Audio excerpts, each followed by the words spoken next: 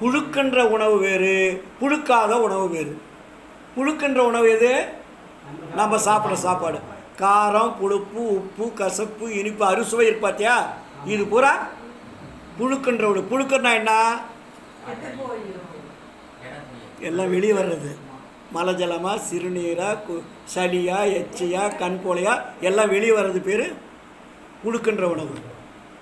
அந்த புழுக்காத உணவுன்னு சொல்கிறதா வெல்லம், சர்க்கரை, அயன் செந்தூரம், தாமிரபரணி, தாமிர பஷ்பெலாம் சொல்கிறேன் இல்லையா, இது புழுக்காத உணவு. இது அதை விட்டுட்டு மற்றது சாப்பிடுங்க, கிடைக்காத விட்டுருங்க. அதுக்கு பேர் தான் கரிசலாங்கண்ணிலாம் சொன்னார்.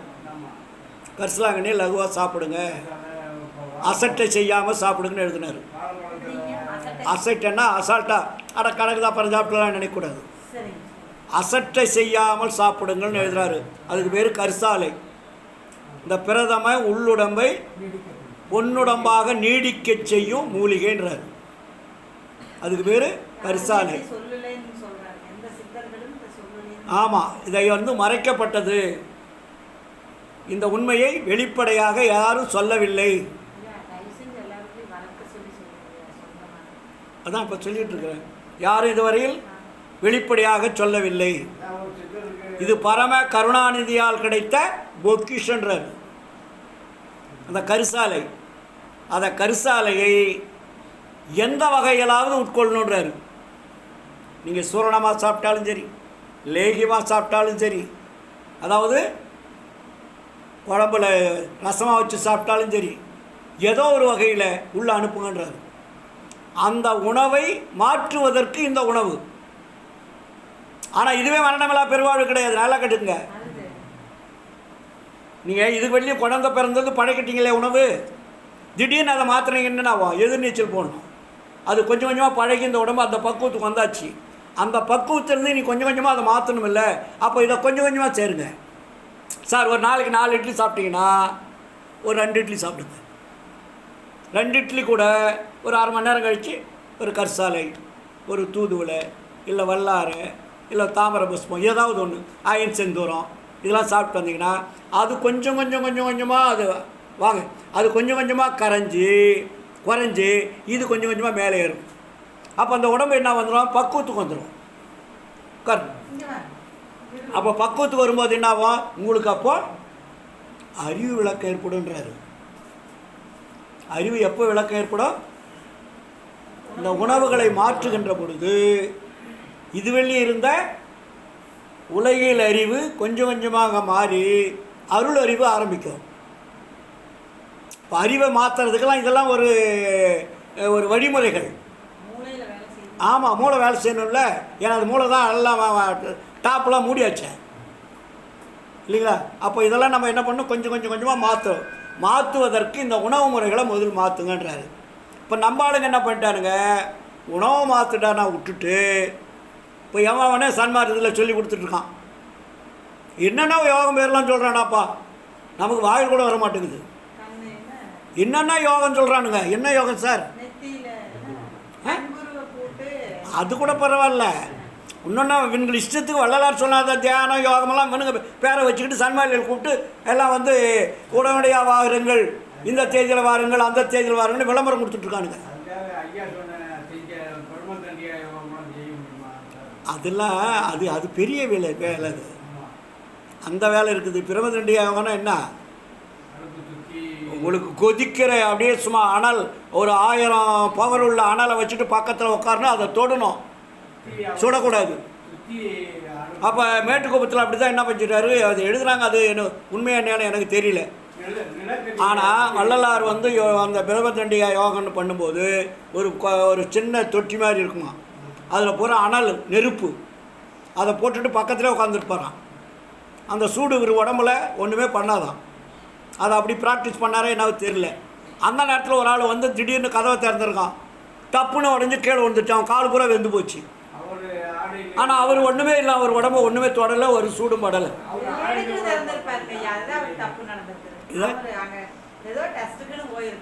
அதுதாங்க நம்ம ஆளுங்க அப்பயே எல்லா வேலையும் பண்ணியிருக்கானுங்க. அப்போது இங்கே வள்ளலார் என்ன பண்ணார்? நீ தியாகம் யோனம் தவம்லாம் வேண்டாம்னா அது உங்களை மேலே ஏற்றாது.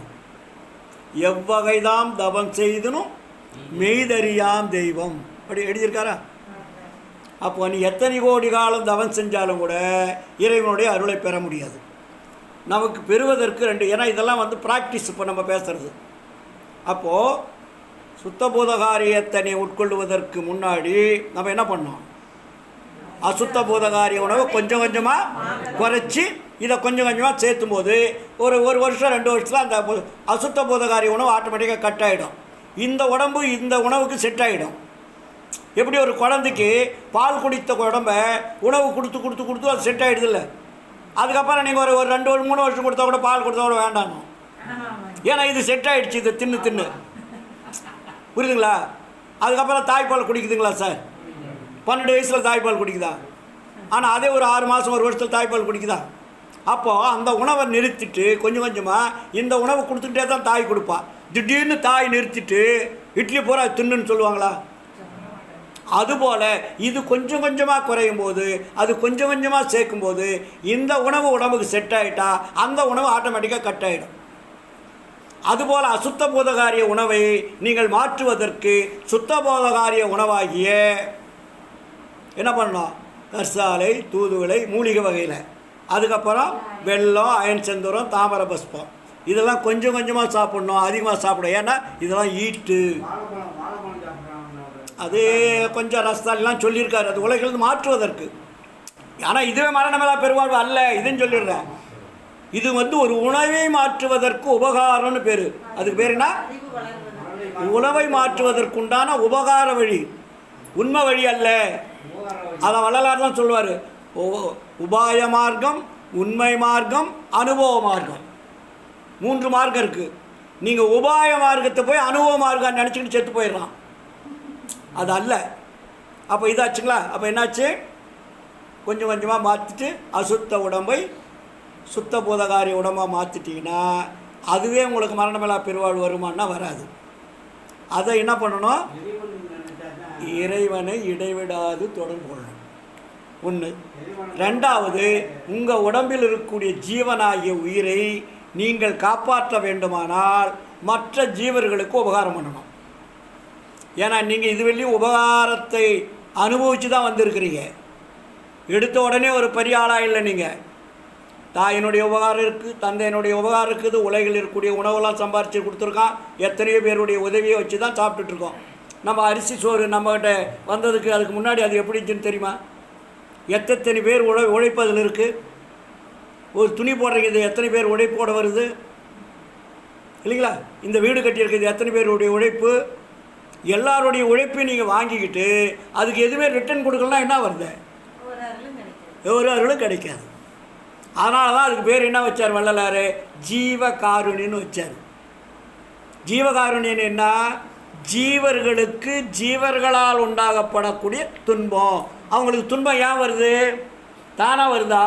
வராது. ஜீவர்களால் தான் ஜீவர்களுக்கு துன்பம் வரும், வேறு தனியாக வராது. தீது நன்றும் பிற தர வாரா. அப்போது நீங்கள் ஒருத்தருக்கு தப்பு பண்ணிங்கன்னா அவன் இன்னொருத்தருக்கு தப்பு பண்ணுவான். உங்கள்கிட்ட பயந்துக்கிட்டு உங்கள் தப்பு இன்னொருத்தர்கிட்ட காட்டுவான். இது அப்படியே கண்டினியூட்டி ஆகிட்டு இருக்கும். அப்போ துன்பம் எங்கே வருது?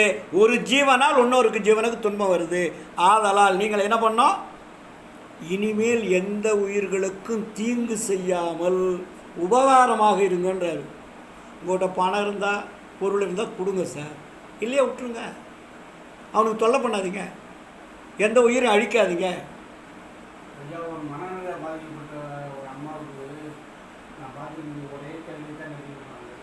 நான் நினைப்பேன், நம்மளுக்கு பிள்ளைய எடுத்துறாங்க, எல்லா பிள்ளைகளும் ஒன்று எடுத்துறாங்க, இந்த அம்மா யார் எடுத்துறாங்க அப்படின்னு நினைச்சேன். இந்த ஒரு தீபாவளிக்கு ஒரு 200 ரூபாய்க்கு ஒரு சேவை எடுத்து வந்து கையில் கொடுத்தேன். அதை வாங்கி இன்னைக்கு வரைக்கும் கூட பார்த்து வரேன்.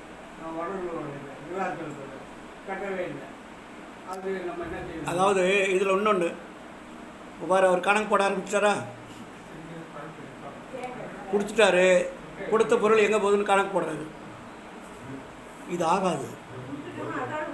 அதாவது இல்லை நீங்கள் சொல்கிறது எனக்கு புரியுது. அதாவது நம்ம கொடுத்த பொருள் நன்மை கொடுத்தோம், இது போய் வந்து தேவையில்லாத ஒரு யூஸ் பண்ணிகிட்டு இருக்காங்களே, உங்களுக்கு வேதனை சொல்கிறாங்க. இப்போ என்னை பொறுத்தவரை என்ன பண்ணுவேன், நான் அவன் வந்து உண்மையான தகுதி உள்ளவனான்னு ஓரளவுக்கு எனக்கு புரியுதுன்னு வச்சுங்க, அவனுக்கு கொடுத்துருவேன். கொடுத்துட்ருப்பாடு அவன் என்ன செய்கிறான்னு நான் கவனிக்க மாட்டேன். நீங்கள் அவனை கவனிச்சிங்கன்னா நீங்கள் கொடுத்த ஜீவகாருண்யம் வந்து அங்கே செல்லுபடி ஆகாது. புரியுதுங்களா? நீங்கள் அவன் வந்து துன்பப்படுறான்னு கொடுத்துட்டீங்க, அது ஒன் வே டிராஃபிக்கு. அதுதான் சொல்கிறேன், அது வந்து அதனுடைய நற்பயன் தீவினை நல்வினைக்கு தகுந்த மாதிரி அது போயிடும். அதாவது நான் ஒன்று உண்மை சொல்கிறேன்னு, இப்போ ஜீவகாருண்யம் நம்மளை ஏன் சார் பண்ண சொல்கிறார் வள்ளலார்? நம்ம மற்றவர்களுக்கிட்ட நிறைய நம்ம வாங்கியிருக்கோம், நம்ம கடங்காரன். அந்த கடனை நேர் பண்ணுவதற்கு பேர் தான் ஜீவகாருண்யம். கடனை இப்போ வந்து ஒன்றுமே இல்லாதவனை போய் ஜீவகாருண்யத்தினால்தான் மோட்ச வீட்டின் திறவுகள் திறக்கணும்னா அவன் என்ன சார் பண்ணுவான் சொல்லுங்கள்? அப்போது இந்த உலகத்தில் இருக்கக்கூடிய பொருள் ஏதாவது ஒரு வகையில் நம்மகிட்ட இருக்கு இல்லையா? அப்போ இந்த பொருள்லாம் நமக்கு நம்மளே சம்பாரிச்சதா? எல்லாருடைய உழைப்பும் அதில் இருக்குது சார். அந்த உழைப்பில் தான் நம்ம உயரமாக வாழ்ந்துட்டுருக்குறோம். அப்போ இந்த உழைப்பை வச்சுட்டு நம்ம ஜாலியாக இருந்துக்கிட்டு மற்றவனை ஏழையாக இருக்கான்னு அவனை பார்க்குறோம் இல்லையா, அதுவே ஒரு குற்றம். அது கேட்காது, கொடுத்துட்டிங்கன்னா அதோட விட்டுருங்க. இல்லை வேண்டாம், நீங்கள் அதை விட்டுருங்க. இப்போ வள்ளலார் என்ன சொல்கிறாருன்னா, இல்லை வள்ளலார் வந்து இங்கேருந்து போகிறாரு, ஒரு திண்ணையில் படுத்துட்ருக்காரா, அப்போ 2 கடுக்கம் போட்டிருக்காரு, இப்படி படுத்துருக்கிறாரு. இந்த ஒரு கடுக்குனை திருடன் கழட்டிட்டான். திருடன் கழட்டிட்ட பிறகு இவன் ஒரு கடுக்கன் போதுன்னு போகிறான். அது என்ன அர்த்தம்? ஒரு கடுக்கனை கொண்டு போனால் அவன் எங்கேயோ ஒன்று வச்சானா இன்னொரு கடுக்கன் எதுன்னு அவன் கேட்பான் கடைக்காரன். அப்படி இல்லைன்னா ஏதோ ஒரு கடுக்கனை திருடி வந்துட்டான்னு நினைப்பான். அதுக்காக ஒரு வள்ளலார் என்ன பண்ணுறாரு, திருடனுக்காகவே 2வது இந்த பக்கம் திரும்பி படுக்கிறாரு. இந்த கடுக்கனையும் கழட்டிட்டு போகட்டும், அவன் திருடன் பேர் வாங்க வேண்டாம், நம்மக்கிட்ட இருக்கிற பொருள் வேஸ்ட்டு, இது போட்டதுனால தானே அவன் திருடுறான், அப்போ இந்த பொருள் நமக்கு எதுக்கு இருக்கணும், இந்த பொருளை அவங்க முன்னாடி போட்டது, இந்த திருப்பி கொடுத்து அந்த பொருளை கழட்டி போட சொல்றதுக்கு கழட்டிட்டான். 2 பேர் அதை 2 கொண்டு போனால் அவன் விற்று தின்ன போகிறான். ஐயோ திருடன் எங்கள் அடுக்கனை திருடிட்டான்னு சொன்னால் என்ன அர்த்தம்? அது அதாவது திருடனுக்கும் நல்வழி காட்டியவர் வள்ளலார். புரியுதுங்களா? அப்போது இந்த கடுக்கனை கழட்டினவன் போய் சராப்பு கடையில் கொடுத்தா திருடன் சொல்லுவானா? அதுக்காக இன்னொரு கடுக்கனை கொடுத்தாரா? திருடனுக்கு கொடுத்தாரு, நம்ம கொடுத்ததையே போய் கணக்கு கேட்கலாமா? கேட்கக்கூடாது. என்னை பொறுத்தவரை இப்போ நான் யாருமே கேட்க சார், அவன் நல்லா வந்து பேண்ட் ஷர்ட் போட்டு நீட்டாக வந்தான் சார், நான் வெளியூர்லேருந்து வந்துட்டேன், பஸ்ஸு காசு இல்லை, கேட்குறதுக்கு வெக்கமாக இருக்குது, யாரை போய் கேட்டாலும் இவ்வளோ பெரிய உடம்பு வச்சுட்டு பிச்சை எடுக்க மாட்டேன்னு திட்டுறானுங்க, உங்களை பார்த்தா நல்ல மனுஷனாக தெரியுது, அதனால் நீங்கள் கொஞ்சம் உதவி பண்ணுங்கள், யாரை போய் கேட்டாலும் ஒரு மாதிரி மேலேங்கி பார்க்குறாங்க, ஆள் நீட்டாக இருக்கான், ஆனால் அவன் கேட்குறது எனக்கு தெரியும், இவன் ஏமாத்த கேட்குறான்னு எனக்கு தெரியும் சார், ஏன்னா இது மாதிரி டிப்டாப் பேர் வழிங்க நல்ல இது மாதிரி சொல்லி வாங்குவானுங்க, எனக்கு தெரியும் ஆச்சுங்களா. நான் என்ன பண்ணேன், அவன் கேட்டாக்க நீ ஏன்டா திருட்டுத்தனமாக என்ன கேட்குற, நீ ஏன் அப்படி முட்டாள்தனமாக கேட்குற, நீ வா நான் உனக்கு கொடுக்குறேங்கெடுக்கலாம் நான் சொல்லலை. அப்புறம் எவ்வளோ பஸ்ஸுக்கு ஆகும்னு கேட்டேன். சார் ஒரு 50 ரூபா ஆகும் சார்ண்ணா. 50 ரூபா தானே தான், 60 ரூபா வச்சுக்கோ, 50 ரூபா டிக்கெட்டு வச்சுக்கோ, 10 ரூபா செலவு வச்சுன்னு கொடுத்துட்டு வந்தேன். ஆனால் அவன் போய் வந்து பிராண்டி கடை கூட போவான், சிகரெட்டு கூட வாங்குவான், தண்ணி கூட போடுவான், எனக்கு அந்த கவலை இல்லை. என்னை வந்து கேட்டுட்டானா அவன் நல்லா ஒரிஜினல் திருடன்னு எனக்கு தெரியும் சார். அதான் தான் வள்ளலார் சொல்லுவார், சின்ன வயசில் தன்னுடைய 6வது வயசில் எழுதுகிறார் பாடல், ஈ என்று நான் ஒருவருடன் என்று கேளாத இயல்பும் என்னிடம் ஒருவர் ஈதிடென்ற போது அவர்க்கு இலை என்று சொல்லாமல் இடுகின்ற திறமும் உலகில் சி என்று பேய் என்று பிரதமை தீங்கு சொல்லாத தெளிவும் கொடுத்து உன் திருவடிக்கு ஆளாக்குவான்றார். ஓ எல்லாரும் போய் கேட்க வரானா? நம்மளை தானே கேட்குறான். இருந்தால் கொடுங்க, இல்லாட்டி இல்லைன்னு கூட சொல்லாதீங்க, வரேன்னு சொல்லிட்டு போங்க. இப்போ இந்த மேட்டுக்கும் போன காலையில் என்கிட்ட சில்லற நோட்டு இல்லை, ஒரு 10-20 பேர் கேட்குறாங்க, ஆனால் ஒருத்தருக்கு 100 ரூபா கொடுக்க முடியுமா? என்கிட்ட 100 ரூபாய் தான் இருக்குது, அதை எப்படி கொடுக்கணும்? நான் முதல்ல தெரிஞ்சால் ஒரு 10 ரூபாய் மாற்றிட்டு போயிருப்பேன். அப்படி தான் மாற்றிட்டு போவான். அன்றைக்கி இல்லை, இன்றைக்கி நடந்தது. அப்புறம் ஐயான்னு வந்தாங்க, வரமான்னு சொல்லிட்டு வந்தேன். இல்லைன்னு சொல்ல மாட்டேன். புரியுதுங்களா? எனக்கு இல்லைன்னு சொல்லுவது கூட ஒரு குற்றம். இல்லை வா அப்படின்னு சொல்லக்கூடாது. நான் மறுபடியும் வருவேன், இங்கே தான் வருவேன், வரும்போது தரேன்ட்டு வந்துடுவேன். அவங்களுக்கு ஒரு திருப்தியாக இருக்கும். இல்லாட்டி போகிறாம்பார் எல்லாம் கோயிலுக்கு வந்துட்டான் டிப்டாப்பாக, வர்றதுக்கு ஒரு 10 பைசா கொடுக்கறதுக்கு யோகியது இல்லை, இவன்லாம் சாமி கும்பிட வந்துட்டான்னு முன்னாடி விட்டு பின்னாடி பேசுகிறவங்களும் இருக்காங்க. அது அவங்களுடைய இயல்பு, இது நம்மளுடைய இயல்பு. தேளுடைய இயல்பு என்ன? கொட்டும். நம்ம இயல்பு என்ன? அதை காப்பாற்றணும். தேள் கொட்டுதேன்னு சொல்லிட்டு வாங்க அதை வந்து அடிக்கலாமா? அடிக்கக்கூடாது. அதுபோல தான் வாங்க சார் உள்ள வாங்க. இப்போ நல்லா நம்ம புரிஞ்சுக்கணும் சார். புரியாத எதையுமே நம்ம மூடத்தனமாக இருக்கக்கூடாது. வள்ளலார் என்ன சொல்கிறாரு? மூடத்தனத்தை முதல் ஒழிக்கணுன்றார். மூடத்தனம் என்ன? அறியாமைன்னு பேர். அறியாமையை வந்து முதல் நம்ம வந்து சரிப்படுத்திக்கிட்டோம்னா தான் சன்மார்க்கத்தில் நம்ம நீந்த முடியும். சன்மார்க்கம் என்பது ஒரு பெருங்கடல். இந்த கடலில் நீந்துவதற்கு நிறைய பயிற்சி எடுக்கணும். பயிற்சினா என்ன? தியானம் பண்ணுறதா, யோகம் பண்ணுறதா, தலைகடாக நிற்கிறதா, எதுவுமே தேவையில்லை. ஏன்னா இதெல்லாம் வந்து உடற்பயிற்சின்னு பேர். அதுக்கு உடற்பயிற்சி வந்து தேவை. ஆனால் அந்த உடற்பயிற்சி மற்றவர்களுக்கு துன்பம் தரக்கூடியதாக இருக்கக்கூடாது. இப்போ நீங்கள் காலையில் வெயிலுக்கு முன்னாடி நடக்க சொல்கிறாரு, இளம் வெயில் நடுறாரு இல்லையா? இளம் வெயிலில் நடன்னு சொல்கிறாரு. அது கொஞ்சம் தூரம் மூச்சு வாங்காமல் நடங்கன்றாரு. இதெல்லாம் நம்ம செய்ய வேண்டிய அன்றாட வேலை. அதே மாலை நேரங்களில் நீங்கள் வாக்கிங் போகலாம் உடம்புல ஆரோக்கியத்துக்கு. அதை விட்டுட்டு எவனோ சொன்னான்னு சொல்லிட்டு மூக்கை ரெண்டையும் பிடிச்சிக்கிட்டு இப்படி மேல் மூச்சு கீழ் மூச்சு போய் இதில் 12 அடி விட்றா, இதில் 22 அடி விட்றா. இதெல்லாம் என்ன சார் வேலை? இது வந்து இந்த உடம்பு ஆட்டோமேட்டிக் சிஸ்டம். குழந்தை பிறக்கும் போது மூக்குக்கு மூச்சு விடுறதுக்கு 2 ஓட்டை வச்சுருக்குல்ல, அதுக்கு தெரியும் எவ்வளோ மூச்சு வாங்கணும் எவ்வளோ விடணுன்னு. இவன் உக்காந்துக்கிட்டேன்னா வாசி வாக்கணும் சார். இவன் வாசி வாக்கன்னு சொல்லிட்டு இருக்கிற காற்றை தேவையில்லாத உள்ளே ஏற்றி மறுபடியும் உள்ளே இருக்கிற தேவையில்லாத காற்றெல்லாம் வெளியே அனுப்புகிறான் இல்லைங்களா? இது எவ்வளோ பெரிய ஒரு அறியாமை இல்லையா? வள்ளலார் எங்கேயாவது வாசி வாக்கன்னு சொல்லி கொடுக்க சொல்லியிருக்காரா? வாசி வா சென்றுரைப்பார் வெண்ணிலாவே, வாசி யார் கண்டார் வெண்ணிலாவே சொல்கிறானுங்கள. அதுக்காக அடிக்கிறார் வள்ளலார். நீ வாசி வாசின்னு சொல்கிறிய, வாசி எவன்டா கண்டான்னு கேட்குறாரு. இது உடம்பு, இவ்வளோ பெரிய உடம்பையும் உறுப்பையும் கொடுத்த இந்த உடம்புக்குள்ளே இருக்கக்கூடிய உறுப்புகளை பின்னப்பட்ட உடுப்புக்கு இது எவ்வளவு காற்று வேணும், எவ்வளவு பிராணவாயு வேணும், எந்தெந்த இப்போ கார்பன் டை ஆக்சைடு வெளித்தல்னு அதுக்கு தெரியும். குழந்தை பிறந்ததுலேருந்து அதுதானே செய்யுது. குழந்தைக்கு போய் இன்றைக்கி பிராணாயம் சொல்லி கொடுத்தீங்களா? சொல்லுங்கம்மா. குழந்தை பிறந்தோடனே அது பிராணாயமானு நீ மூச்சு காலத்து இப்படி இப்படி விடுன்னா சொன்னீங்க அந்த குழந்தைக்கு. குழந்தைக்கு எப்போ மூச்சு வந்ததுன்னு முதல் தெரியுமா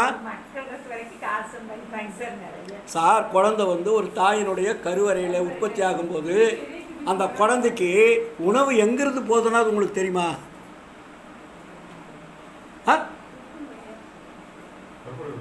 தொப்புள் வழியில் தான் அது உணவு போகுது. அதனால தான் அந்த உடம்பை அப்படியே ரவுண்ட் பண்ணி ஒரு ப்ளூ பிரிண்ட் போட்டு இந்த உடம்பு இந்த சுக்கிலத்துக்கும் பெண்ணுடைய சுக்கிலத்துக்கும் ஆணுடைய சுக்கிலத்துக்கும் என்ன வண்ணம் வேணும், என்ன உடம்பு வேணும், எவ்வளோ நீளம் வேணும், எவ்வளோ அழகல் வேணும், எவ்வளோ தலை வேணும், எவ்வளோ கை வேணும், எவ்வளோ விரல் வேணும், எவ்வளோ நீளம் வேணும், எல்லாத்தையும் அந்த கூண்டுக்குள்ளே அழகாக ஒரு பிரேம் போட்டு அந்த பிரேமுக்குள்ளே அடக்கி தான் அந்த உடம்பு உற்பத்தி ஆகுது. அது ப்ளூ பிரிண்ட்டுன்னு பேர். குழந்தைய உள்ளே அனுப்பும் போதே குழந்தை உற்பத்தி ஆகிறதுக்கு முன்னாவே கடவுள் என்ன பண்ணிட்டாரு? ப்ளூ பிரிண்ட் போட்டு அந்த பிரிண்ட்டுக்குள்ளே தான் நீங்கள் அந்த குழந்தைய உற்பத்தி அதை கை கால் மூக்கெல்லாம் வைக்கும். அதனால தான் நம்ம எல்லாருமே வெவ்வேறு உடம்பாக இருக்கிறோம், உருவமாக இருக்குது. எல்லாம் ஒரே உடம்பாக இருக்கா? அப்போது அந்த ப்ளூ பிரிண்ட் என்ன கொடுக்குதோ அதுக்கு தகுந்த மாதிரி தான் அந்த உடம்புக்குள்ளே அந்த ப்ளூ பிரிண்ட்டுக்குள்ளே தான் அந்த உடம்பை ஃபிட்டிங் பண்ணணும். கருவிகளை கரணங்களெல்லாம் சேர்க்கணும். அப்படிப்பட்ட உடம்பை அதுக்கு காற்று எங்கே வரும், மூச்சு எங்கே வரும், எல்லாம் அதுக்கு தெரிஞ்சு தானே வைக்கிறாரு. மலஜல குழாய் எங்கே வருது, சிறுநீர் எங்கே வருது, வாய் எங்கே இருக்கணும், பேசுறது எப்படி பேசணும். குழந்தை உடனே பேசுதா? அப்போ பேச்சு எப்படி வந்தது? போகுது சொன்னோம் இல்லையா, ஒரு குழந்தைக்கு உணவு தொப்புள் கொடி வழியாக போகுது சொல்கிறேன். அப்போ அந்த தொப்புள் கொடிக்கும் தாயினுடைய தொப்புள் கொடிக்கும் கணேஷ் வச்சுருக்கார கடவுள் உள்ள. நீங்கள் உடல் உறவு கொண்ட உடனே தொப்புள் கொடியில் தான் நீ போய் மாட்டிக்கணும் அப்படின்னு நான் சொல்லி அனுப்புகிறோம். நீங்கள் வேலை முடிஞ்சுது, அது கருவறைக்கு போனவொடனே அது வேலையை அது ஆரம்பிச்சிருது இல்லைங்களா. அது வேலை ஆரம்பித்த உடனே அதுக்கு என்ன ஆகுது, ஆரம்ப காலத்தில் அந்த அணுக்கள்லேயே எல்லா சக்தியிலும் இது ஒற்றை அணுக்கள், அது என்ன ஆகுது, திரவ அணுக்கள் ஒன்றோட ஒன்று ஒட்டப்படுது சார். நீங்கள் கொடுக்குறது அறவராக நடை சொன்னல முதல்ல, அதுக்கு பேர் என்ன, அறவராக நடை தான் அந்த அளவு, ஒரு அரை ஸ்பூன். இந்த அரை ஸ்பூனுக்குள்ளே எத்தனை கோடி அணுக்கள் இருக்குதுன்னு தெரியுமா.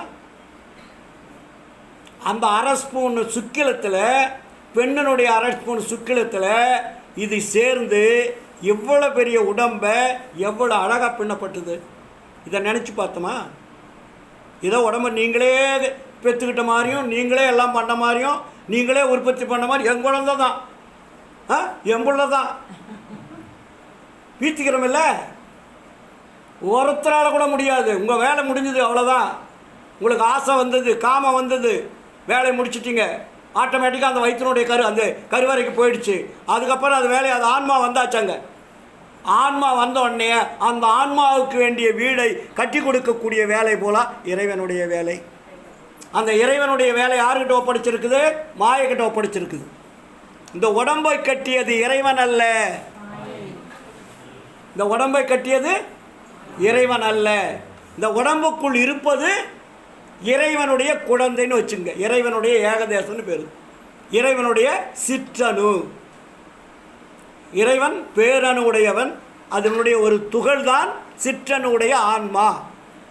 அந்த சிற்றணு வாழ்வதற்காக இவ்வளோ பெரிய உடம்பை கட்டி கொடுக்கப்பட்டது எது, மாயை. இதாவது புரியுதா. நம்ம எல்லாம் நினச்சிருக்கோம் சிவன், பெருமாள், இன்னொன்று எந்த இயேசு, அல்லா, எந்தெந்த சாமியை கட்டி கொடுத்துன்னு நினச்சிட்ருக்குறோம். இந்த சாமிக்கெல்லாம் வேலையும் கிடையாது, ஒன்றும் கிடையாது. அதை போய் நம்ம கும்பிட்டு இருக்கிறத நம்ம விரைவு பண்ணிகிட்டு இருக்க நேரத்தையும் காலத்தையும்.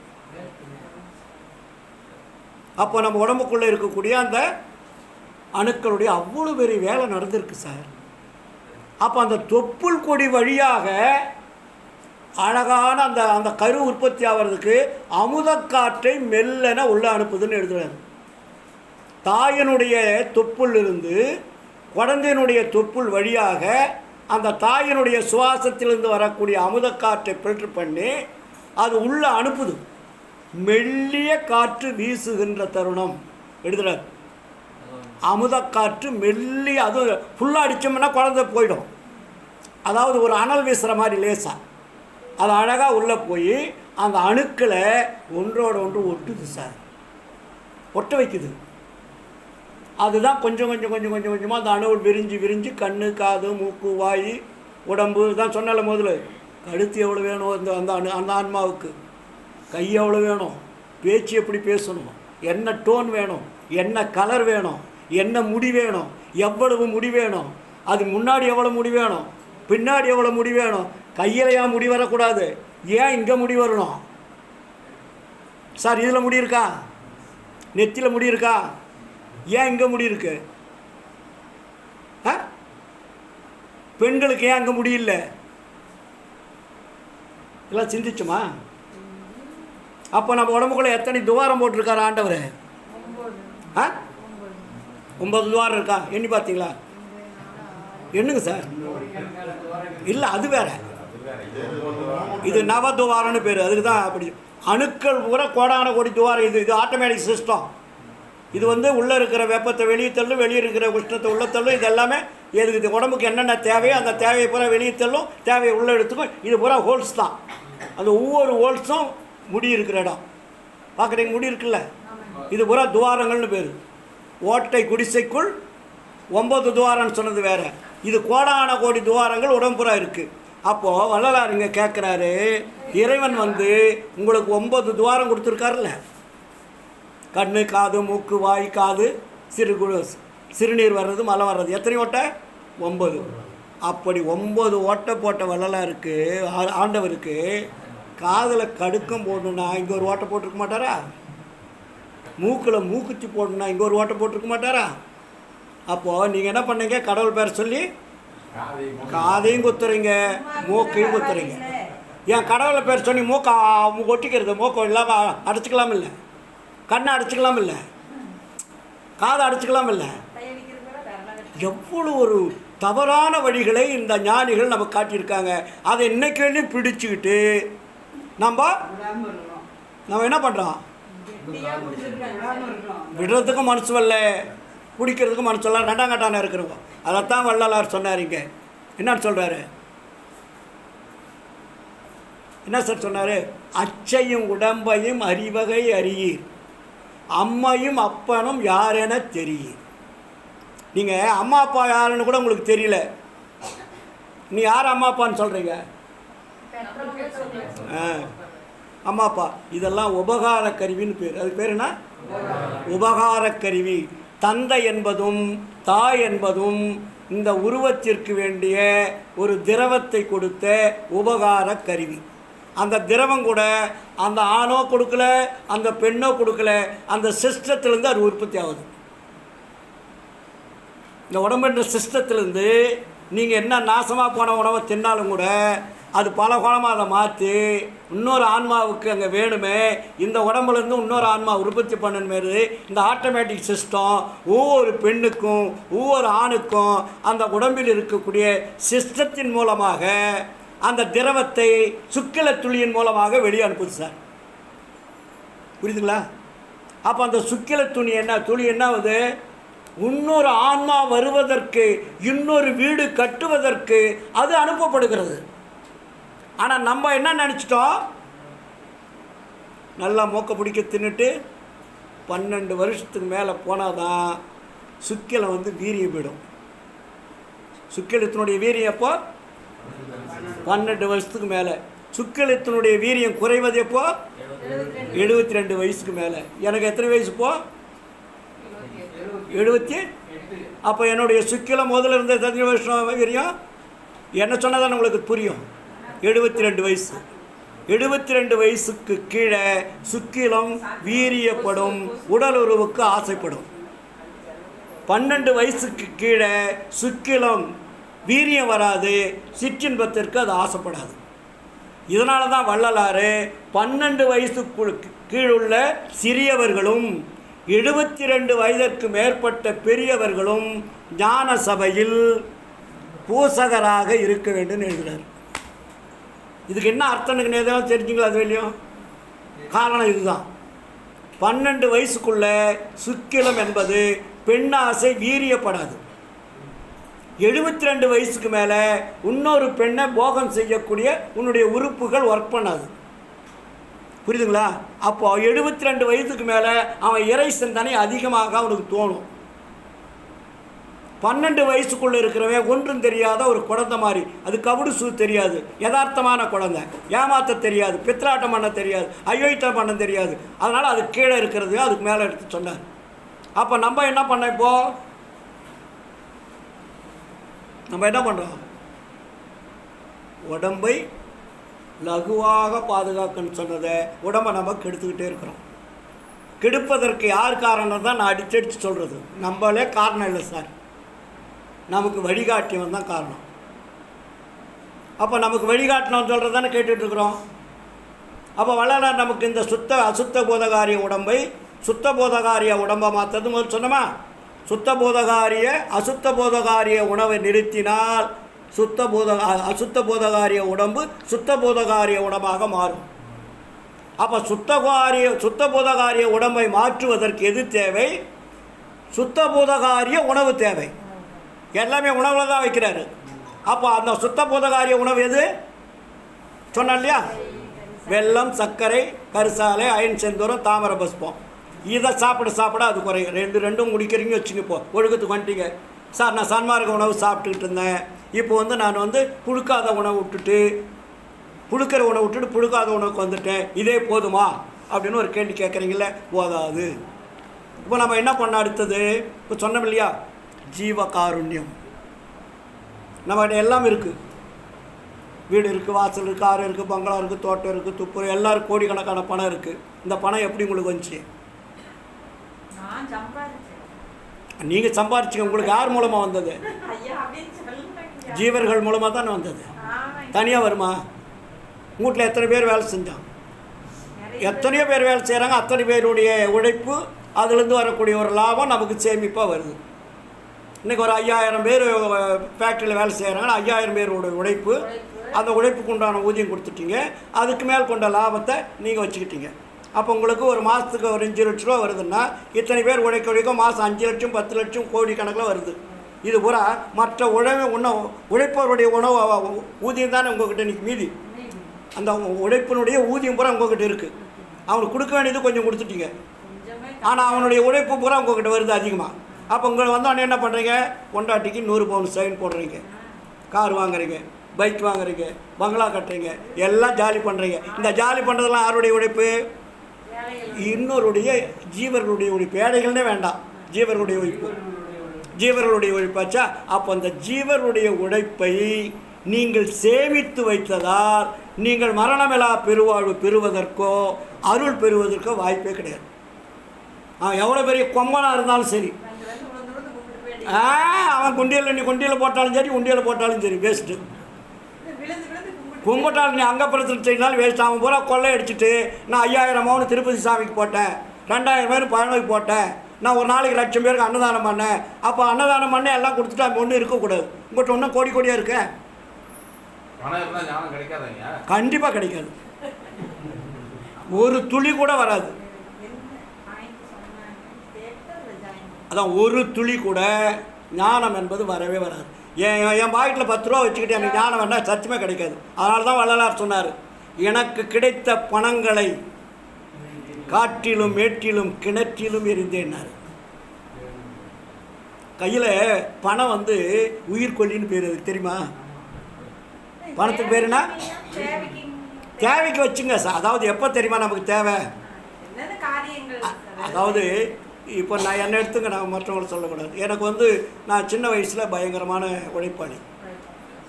ஆமாம். ஆனால் என்னுடைய வரலாறு பாதியோடு நிற்குது. மலேசியாவில் கேட்குறாங்க, ஐயா சூப்பராக போயிட்டு இருந்து வரலாறு நீங்கள் அப்படியே நிறுத்திட்டீங்க, மறுபடியும் உங்கள் கண்டினியூ பண்ணுங்கன்னு. ஆமாம், அப்படி கேட்குறாங்க. இன்னும் மலேசியாவிலாம் கேட்டாங்க, நான் கண்டினியூ பண்ணணும். அப்போது நான் உழைக்கக்கூடிய உழைப்பு எனக்கு ஒரு 7-8 வயசு இருந்த உழைப்பு ஜாஸ்தி. அப்போ நான் என்ன பண்ணுவேன்? உழைக்க உழைக்க உழைக்க உழைக்க எனக்கு வேண்டிய உணவு மட்டும், பணம் மட்டும் தான் நான் வச்சுக்குவேன். இயற்கையாக நான் வள்ளலார் கொள்கைலாம் வரல. அப்போ என் கடையில் வேலை செய்கிறாங்க, நான் 20 பேர் 30 வேலை செய்கிறாங்கன்னா எனக்கு வர பணத்தை எனக்கு வீட்டுக்கு எவ்வளோ தேவையோ அதை எடுத்துக்குவேன். அவங்களுக்கு வேண்டியது பூரா சம்பளம் இப்போ என் கடையில் வேலை செய்கிறாங்கன்னு வச்சுங்க, இன்னொரு கடைக்கு போக மாட்டான். ஏன் போக மாட்டான்? அவன் ஒரு கடையில் மாதம் 500 ரூபா சம்பளம் கொடுத்தான்னா நான் 600 ரூபா கொடுப்பேன்.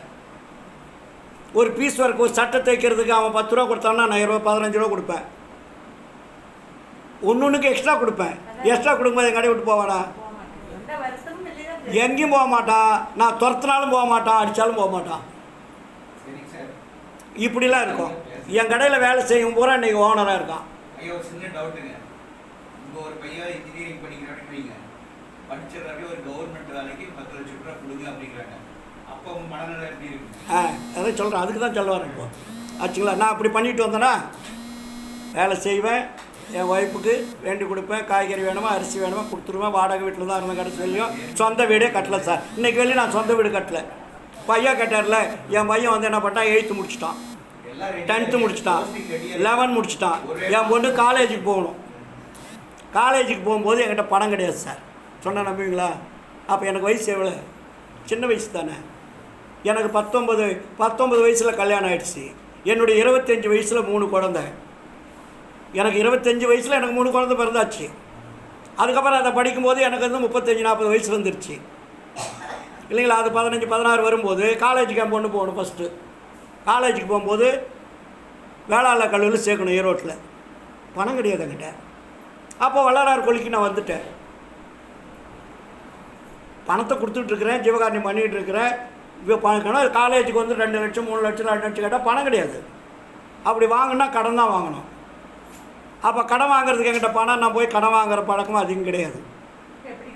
எப்படி கொடுக்குறதுன்னு வேணுமில்ல. அப்போது நான் அப்போ வள்ளலார் கொள்கைக்கு ஸ்பீச் பண்ணிகிட்ருக்கேன். சன்மார்க் அப்பர் சாமி இடத்துல நாங்கள் பேசிகிட்டு இருக்கிறோம். அப்போ எஸ்கேம் இருக்கார்ல, உங்களுக்கு எல்லோரும் தெரிஞ்சவர் தானே. எஸ்கே மயிலானந்தம், மயில்சாமி கவுண்டர்னு அப்போ பேர். இப்போ தான் மயிலானந்தம். அப்போ அவர் பேர் மயில்சாமி கவுண்டர். அப்போ அவங்க நான் பேசும்போது என் மீட்டிங்லாம் வருவாங்க, ஹஸ்பண்ட் ஒய்ஃப்லாம் முடிகிற வரையும் கேட்பாங்க. ஆமாம், எனக்கு ரொம்ப பழக்கம். அப்போல்லாம் வேதாத்திரி மகரிஷியே வரல அப்போ, அதுக்கப்புறம் தான் அவங்கெல்லாம் வந்தது. அப்புறம் என்னாச்சு, இவர் வேளாளர் கல்லூரியில் ஒரு டைரக்டர், அவர் செங்குட்டு வேலை தான் வேளாளர் கல்லூரி, அந்த கவுண்டர் குரூப்லாம் சேர்த்து அதை கட்டினாங்க. அப்புறம் வந்த உடனே இது மாதிரி எஸ்எல்சி கலைமலை ஸ்கூலில் முடிச்சுட்டா மறுபடியும் காலேஜுக்கு போனால் எந்த காலேஜில் சேர்த்துறதுன்னு தெரியல சார் அப்படின்னு சொல்லிட்டு பேசிகிட்டு இருக்கேன். ஏன் நீங்கள் அங்கே போகணும், நம்ம கல்லூரியில் வந்து சேர்த்துருங்க அப்படின்னாரு. கல்லூரி சேர்த்தா எவ்வளோ பணம் கிடைக்குமோ எப்படி கேட்பாங்களோ எனக்கு தெரியாது அப்படின்னா. நீ காலையில் பாப்பா கொண்டாந்து கடையில் இருங்க நான் வரேன்ட்டார். அவர் ஜீப் போட்டு வரப்போ கரெக்டாக ஜீப் எடுத்துகிட்டு கரெக்டாக என் கடையில் வந்து முன்னாடி நிற்கிறார். நான் எனக்கு சுமதி வந்தாந்து வச்சுட்டு நான் கடையில் நின்றுட்டுருக்கேன், உட்காந்துட்ருக்கேன். வண்டியில் ஏறுங்கனார், நேராக ஏறணும். அங்கே போன உடனே நம்ம பொண்ணு தான் அட்மிஷன் கொடுங்கன்னார், கொடுத்துட்டாங்க. முடிஞ்சுது ஆச்சா, அது நடந்துருச்சு. அதுக்கப்புறம் புக்ஸு போக்குவரத்துக்கு மட்டும் கொடுத்தாச்சு. சரி, அது முடிச்சாச்சு. செகண்ட் என் பையன் டிகிரி முடிக்கலாம். யார் சின்னவன் டிகிரி முடித்த உடனே டிகிரி இல்லை காலேஜுக்கு போகணும். அப்போ அவனுக்கு என்ன பண்ணுறான், அதுக்கு முன்னாடி அவன் கிரிக்கெட்டில் வந்து ரொம்ப இன்ட்ரெஸ்ட்டு, கிரிக்கெட் பிளேயர் என் சின்னவன். அப்போ அவனுக்கு வந்து ஸ்பென்சர் கிரிக்கெட் கிளப்புன்னு நான் வச்சேன், என் கடை பேர் ஸ்பென்சர். அப்போ அந்த விளையாட்டில் எனக்கு ஆர்வம் உண்டு. அப்போ எல்லாம் குரூப்பாக அவங்க ஆட வச்சு இதெல்லாம் கொடுப்பேன், பணமெல்லாம் கொடுப்பேன், பணம் முடிச்சுலாம் நிறைய கொடுப்பேன். விளையாட்டில் நம்ம ரயில்வே காலையில் தான் ப்ளே கிரவுண்டு. இதெல்லாம் முடித்த உடனே அவனுக்கு வந்து கிரிக்கெட்டில் கொஞ்சம் இன்ட்ரெஸ்ட் இருந்துச்சு. அப்புறம் என்னாச்சுன்னா இங்கே முடிச்சுட்டு அண்ணாமலை யூனிவர்சிட்டியில் சேர்க்கணும். அப்போ நான் வடலூர் வந்து தங்கியிருக்கேன், வள்ளலாருடைய கொலை இந்த 4வது பில்டிங். என் பையனை காலேஜ் கேட்கணுன்னே நான் என்ன பண்ணேன், சரி நான் அண்ணாமலை யூனிவர்சிட்டியில் ஏதாவது கிடைக்குமான்னு பார்க்குறேன், கவலைப்படாத அப்படின்னு நேராக அண்ணாமலை யூனிவர்சிட்டிக்கு போனேன். அதில் நம்ம தெரிஞ்சவங்க 2 பேர் இருக்காங்க. அப்போ கேட்டோடனே பையன் விளையாடுவானான்னு கேட்டார். அவன் கிரிக்கெட் பிளேயர் சார் அப்படின்னா. அப்போது ஸ்போர்ட்ஸ் கோட்டா 2 சீட் இருக்குது. இந்த நம்ம அண்ணாமலை ஸ்டேடியம் இதில் சிதம்பரத்தில் 2 சீட் இருக்குது. உங்கள் பையனை நாளையே கூட்டுவாங்க, நான் போட்டு தரேன்ட்டார். அவன் வந்து கிரவுண்டில் வந்து கிரிக்கெட் விளையாடுறதுக்கு விட்டாங்க. இவன் சரியாக கூட விளையாடல, பயந்துக்கிட்டு. நல்லா விளையாடுறோம், அங்கே விளையாடல சார். இவர் உடனே என்ன பண்ணிட்டார், ஸ்போர்ட்ஸ் கோட்டா நந்தகுமார் ஓகேன்ட்டார். வெளியே வந்து எல்லோரும் வந்துட்டாங்க. வெளியே போர்டை பார்க்குறோம், பையன் பேர் வருமானு போர்டு ஒட்டி வச்சுருக்குது. பார்த்த உடனே நந்தகுமார்னு வந்துருச்சு. இவன் எப்படியோ என்னை கட்டி தூக்கலாம், சீட்டு கிடச்சிருச்சு. சீட்டு கிடச்சிட்ட உடனே ஹாஸ்டல் வரணும், ஹாஸ்டல் ஃபீஸ் கட்டணும், ரூமுக்கு ரெண்ட்டு கட்டணும். அதுக்கப்புறம் ஹாஸ்டல் ஃபீஸுக்கும் பணம் இல்லை. இங்கே தான் இருக்குன்னு நினைப்போம். அப்போ ரீடர்னு ஒருத்தருங்க. அப்புறம் அவர் என்ன பண்ணிட்டாரு, சார் எப்போ சார் ஹாஸ்டல் ஃபீஸ் கட்டணும், அவர் இன்னும் 1 வாரத்துக்குள்ளே கட்டணும், ரூம். அப்புறம் ஹாஸ்டல் ஃபீஸு, ரூம் ரெண்ட்டு, உணவுக்கெல்லாம் கட்டணுமில்ல. அவர் என்ன பண்ணிட்டாரு, நீங்கள் ஒன்றும் கட்ட வேண்டாம், நான் சேர்த்து விட்டுறேன்ட்டு அவர் சேர்த்து விட்டார். இங்கேருந்து உணவு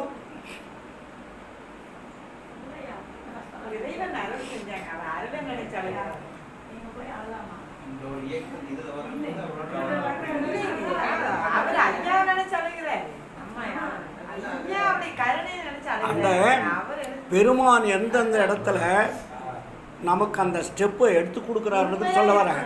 இங்கே நான் 4வது ரூமில் தங்கியிருக்கேன் சார். அப்போ வந்து இங்கே வந்து வள்ளலாருடைய கொள்கைக்கு அன்னதானம் பண்ணிட்டு எல்லாம் பண்ணிகிட்ருக்கேன். அங்கே வேலை நடந்துக்கிட்டு இருக்குது. ஹாஸ்டல் ஃபீஸ் கட்டணும், காலேஜ் ஃபீஸ் கட்டணும், அதுக்கு உண்டான புக்ஸ் ஃபீஸ் கட்டணும். இத்தனைக்கும் பணம் இல்லை அந்த அளவுக்கு. அப்புறம் உடனே அவர் என்ன பண்ணார், என் ஸ்பீச்செலாம் அவர் கேட்டவர். யார், அந்த ரீடர்ன்றவர். அவர் கேட்ட உடனே உங்கள் பையன் தானே, நந்தகுமார் தானே, நான் பார்த்துக்கிறேன், நேரத்துக்கு வந்து சாப்பிட்டு சொல்லுங்கள், நான் ரூம்ஸ் கொடுக்குறேன். அந்த ரூம்லேயே அவர் படுத்துருந்தேன். கடைசி வெளியும் ரெண்ட்டும் கிடையாது, ஒன்றும் கிடையாது. அவன் காலேஜ் முடிச்சுட்டு வர. அப்போது ஒரு சின்ன சைக்கிள் வச்சுருந்தேங்க நான் வெளியில் போகிற வர்றதுக்கு. இந்த சைக்கிள் தான் அவனுக்கு கொடுத்தேன். அங்கே அவன் வெளியில் போக வர்றதுக்காக சின்ன சைக்கிள். அதை எடுத்துகிட்டு போனால் வந்தான். அதுக்கப்புறம் முடிஞ்சுதான். அப்புறம் பெரியவனை படிக்கலாம், அவன் கடையில் போட்டேன். 2 முடிஞ்சது. வேளாளர் கல்லூரியில் என் பொண்ணுக்கு வந்து மாதமாயிட்டாப்போ, அதுக்குள்ளே டிகிரி முடிக்கிறதுக்குள்ளே கல்யாணம் வேறு முடிச்சிட்டோம். பெரிய கதை அதெல்லாம் சொன்னால் அதிசயப்படுவீங்க. வீடு இருந்து கல்யாணம். அதுக்குள்ளே என்ன பண்ண, லோன் போட்டு ஒரு வீடு வேணுமே, பிள்ளை கல்யாணம் பண்ணுறதுக்குன்னு வீடை கட்டியாச்சு. வீட்டை கட்டின உடனே 1 வருஷம் கூட அவளை மாப்பிள்ளை செட் ஆகிடுச்சு. நல்ல மாப்பிள்ளை. மாப்பிள்ளை செட் ஆனோடனே நானும் என் ஒய்ஃப் பேசுகிறோம், இப்போ வந்து கல்யாணம் ஆனால் ஒரு 5-6 லட்ச ரூபா வேணும். அப்போ அதுக்கு பணம் கம்மியாக இருக்குது, பணம் இல்லை, ஆனால் வீடு தான் போட்டாச்சா. அப்போ என்ன பண்ணுறது, கல்யாணம் வேணுமா வீடு வேணுமான்னு நாங்கள் 2 பேரும் பேசிகிட்ருக்கோம். அப்போ வீடு வேண்டாம், கல்யாணமே பண்ணலான்னு முடிவு எடுத்தோம். வீடு கட்டின வீடு, புது வீடு உடனே விற்றோம். விற்றுட்டு ராணா கல்யாண மண்டபம் தான் அப்போ ஈரோட்டில் பெருசு. அது இப்போ தான் கல்யாணம் பண்ண நிறைய வந்துருச்சு. அந்த ராணா கல்யாண மண்டபத்தில் தான் நான் கல்யாணம் பண்ணது எங்கள் பொண்ணுக்கு. கல்யாணம் பண்ண உடனே காலேஜ் முடிக்கிறா, கல்யாணம் ஆகிடுச்சு. கல்யாணம் முடிக்கும்போது கடைசியில் மாதம் ஆகிட்டா. மாதம் ஆகிட்டோடனே எக்ஸாமுக்கு லீவ் போட்டு அதை போட்டு இதை போட்டு என்னாச்சுன்னா டைம் டெஸ்ட் பத்தலைன்னு சொல்லிட்டு காலேஜில் சீட்டு இல்லை, எக்ஸாமுக்கு சீட்டு இல்லைன்ட்டான். ஏதோ ஒரு 5 நாள் குறைஞ்சதுக்கு எங்கள் மருமகன் கோயம்புத்தூர் போய் அது என்ன ஒரு யூனிவர்சிட்டி அங்கே போய் கையெழுத்து வாங்கிட்டு இமீடியட்டாக வந்து பரீட்சையில் எக்ஸாமில் முடிச்சிட்டா. எக்ஸாமில் 20 டிகிரி முடிச்சிட்டா, எம்ஏ முடிச்சிட்டா, எல்லாம் முடிச்சிட்டா. அடுத்ததுக்கு என்ன வச்சு அதே அண்ணாமலை யூனிவர்சிட்டி வந்துட்டா. எதுக்கு சொல்ல வரனா, நீங்கள் பணத்தை வச்சு ஒரு காரியம் சாதிக்கணும்னு நினச்சாலும் முடியாத காரியத்தை இறைவன் முடிப்பார். அப்போ எனக்கு வீடு கிடையாது, ஒன்றும் கிடையாது. இன்றைக்கி என் பொண்ணு அருமையான வீடு கட்டிட்டா, காம்ப்ளெக்ஸ் கட்டிட்டா. என் பையன் வீடு கட்டிட்டான். என் பையன் இன்றைக்கி 5 லட்ச ரூபா சம்பளம் வாங்குகிறான். ஓட்டர் சைக்கிள் கூட ஓட்டாத இருந்தான் இல்லையா. அப்போ இன்றைக்கி இதெல்லாம் யார், நானாக செஞ்சு கொடுத்தேன் அவனுங்களுக்கு. அவனுங்களாக படித்தானுங்க, அவங்களா சம்பாதிச்சானுங்க, அவங்களா கல்யாணம் பண்ணிக்கிட்டாங்க சார். கல்யாணத்துக்கு கூட நான் பணம் கொடுக்கல, என் பொண்ணுக்கு தான் வேலை முடித்தேன். ஆமாம், மீதி எல்லாமே அவங்கவுங்க சம்பாதிச்சு அவங்கவுங்க கல்யாணத்தை மட்டும் பணம் கொடுப்பானுங்க, என் வேலை கூட இருந்து முடிச்சு கொடுத்துருவேன். எதுக்கு சொல்ல வரேன்னா, பணம் நம்மளை ஒன்றுமே பண்ணாது. நம்மளுடைய எண்ணக்கூடிய எண்ணங்கள், அதுக்கு தான் வள்ளலார் சொல்லுவார், எண்ணுகின்றேன் எண்ணங்களெல்லாம் தருகின்றான், உண்ணுகின்றேன் உண்ண உண்ண ஊட்டுகின்றான்வார். இன்றைக்கி நான் அன்றைக்கி தான் சொல்லி, இன்றைக்கி எனக்கு ஒரு வீடு கிடையாதுங்க. நான் என் பையன் வீட்டில் தான் இருக்கேன். எனக்குன்னு சொந்த வீடு கிடையாது. எங்கள் பேங்க்கில் எனக்கெல்லாம் பணம் கிடையாது. நான் ஒன்றும் 50-60 வருஷம் டெபாசிட் பண்ணிவிட்டு நான் ஜாப் பண்ணேன். என் பையன் நல்ல ராஜா மாதிரி பார்த்துக்கிறேன். இப்போ வருவான், நான் வந்துட்டுருக்கோம். கடைசி பையன் வீட்டில் தான் போயிருக்கேன். நான் 6 மணி ஆச்சு வந்துடுவான்.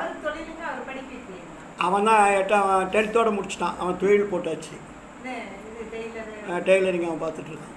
ஈரோட்டில் தான் கடை. எதுக்கு சொல்ல வரேன்னா, நம்ம இப்போ ஐயா கேட்டார் இல்லையா, நீ எத்தனை கோடி லட்சமாக வச்சுருந்து பையனை படிக்க வச்சிருந்தாலும் படிக்காத பையனை என்ன பண்ணுவீங்க? எங்கள் வீட்டில் பக்கத்தில் எங்கள் ஈரோட்டில் அந்த ஆள் ஒரு 100 கோடி ரூபாய்க்கு வீடு கட்டியிருக்கான் சார். 100 கோடி கோடியாக வருமானம் வருது. ஒரே பொண்ணு ஒரே பையன். அவன் வந்து உலகமே மெச்சிக்கிற அளவு கல்யாணம் பண்ணான்னு திட்டம் போட்டு வச்சுருந்தான். எனக்கு தெரிஞ்சாலும் தான் அந்த பொண்ணு வேற ஒருத்தனை கூட்டிகிட்டு ஓடி போயிடுச்சு. என்ன பண்ணுவீங்க? போயிட்டு இவங்க என்னென்னா தேடி பார்த்தாங்க, அதை பார்த்தாங்க, ஆளை க்ளோஸ் பண்ணுறதுக்கெலாம் திட்டம் போட்டாங்க. அதுக்கப்புறம் எல்லாம் போய் பார்த்தா கடைசியில் பிள்ளைவாள் கட்டிடுன்னு அவன் கல்யாணம் பண்ணி மாதம் ஆனோடனே இப்போ கூப்பிட்டு வந்து வச்சுக்கிட்டாங்க. அப்போ அவன் அந்த ஆளுகளுக்கு எப்படி மனவேதனை அடைஞ்சிருக்கான்? இது மாதிரி நீங்கள் திட்டம் போட்டு வாழ்க்கை வாழலான்னு நினச்சிங்கன்னா வேலையாகாது. இறைவனுடைய தொடர்பு கொண்டு வாழ்க்கை நடத்துனீங்கன்னா உங்கள் வாழ்க்கையை இறைவன் பார்த்துப்பார். என் வாழ்க்கை இன்றைக்கு வேலையை இறைவன் தான் பார்த்துக்கிறாரு. எனக்கு கவலையே கிடையாது. எங்கள் சுற்றம் பற்றும் சொந்தம் பந்தம் எல்லாமே சொல்லுவாங்க, உங்களுக்கு கிடைச்ச மாதிரி ஒரு சுகம் யாருக்குமே கிடைக்கலன்னுவாங்க. இன்றைக்கி நானும் என் மனைவி ராஜபாக வாழ்த்து தான் வந்துட்டுருக்கோம். எங்களுக்கு எந்த குறையும் இல்லை. ஆனால் என்கிட்ட பணம் இல்லை. என் பையனுக்கும் கொடுக்கல, பிள்ளைக்கும் கொடுக்கல சார். நாங்கள் இப்போ ஒரு சிலர் என்ன பண்ணுவாங்க, பணம் கொடுத்தா தான் பிள்ளை கவனிக்கும், பணம் கொடுத்தா தான் பையன் கவனிக்கும். 1000 குறைபாடு நடக்குது உலகம் பூரா நம்ம பார்க்குறோம். எனக்கு 10 பைசா எங்கள் குழந்தைங்களுக்கோ நாங்களே எதுவுமே சேர்த்து வைக்கல, வீடு கொடுக்கல, இடம் கொடுக்கல, ஒன்றுமே கொடுக்கல. இன்றைக்கி அவங்க எங்களை தங்கப்பெட்டியில் வச்சு காப்பாற்றுறாங்க. புரியுதுங்களா? எதுக்கு சொல்ல வரேன்னா, இதெல்லாம் இறைவனுடைய திருவுருளை பெறுவதற்கு அழகான வழியை காட்டுவர் தான் வள்ளலார். நீங்கள் போய் பெருமாளை கும்பிட்டு வசதி வருதா, சிவனை கும்பிட்டு வசதி வருதா, அவர் முருகனை கும்பிட்டு வசதி வருதா, இந்த சாமி கும்பிட்டு அந்த சாமி கும்பிட்டு நம்ம வாழ்க்கை உயர்மான்னு நினச்சிங்கன்னா கடைசி வெளி சத்தியமாக வருவார். ஏன்னா வள்ளலார் தான் தெளிவாக சொல்லுவார், என்ன தெய்வங்கள் பல பல சிந்தை செய்வாரும், சேர்கதி பல பல செப்புகின்றாரும், பொய் வந்த கலைபல புகன்றிடுவாரும் பொய் சமயாதியை மெச்சுகின்றாரும் மெய் வந்த திருவருள் விளக்கம் ஒன்றில்லார் வீண்கடிக்கின்றார். எய் வந்த துன்பொழித்து அவர்க்கு அறிவு அருள்வி எனைப்பள்ளி எழுப்பிமை இன்பம் தந்தீரே. அப்போ எனக்கு இன்பம் எப்படி வருது? வள்ளலாருக்கு சொல்கிறாரு, இந்த பல தெய்வங்களை நீங்கள் எப்போ நீங்கள் வணங்க முற்பட்டீங்கன்னா உங்கள் வாழ்க்கையில் துன்பம் என்பது கொஞ்சம் கூட குறையாது. அப்போ இன்பம் என்பது என்ன? உண்மையான கடவுளை தொடர்பு கொள்வது தான் வள்ளலாருடைய கொள்கை. பொய்க்கடவுளை தொடர்பு கொள்ளாது. நான் அடிக்கடி சொல்கிறதா தான், உண்மை கடவுள் வேறு, பொய்க்கடவுள் வேறு, இல்லைங்களா? அதனால தான் வள்ளலார் சொல்கிறார், இல்லை, ஜாதி மதம் இனம் பேதமெல்லாம் ஒழிச்சிட்டிங்கனாவே உங்கள் வாழ்க்கை நல்லாயிருக்கும். முதல்ல ஜாதி ஒழிக்க முடிஞ்சுதா? நம்மளால் சமயத்தை ஒழிக்க முடிஞ்சுதா? மதத்தை ஒழிக்க முடிஞ்சுதா?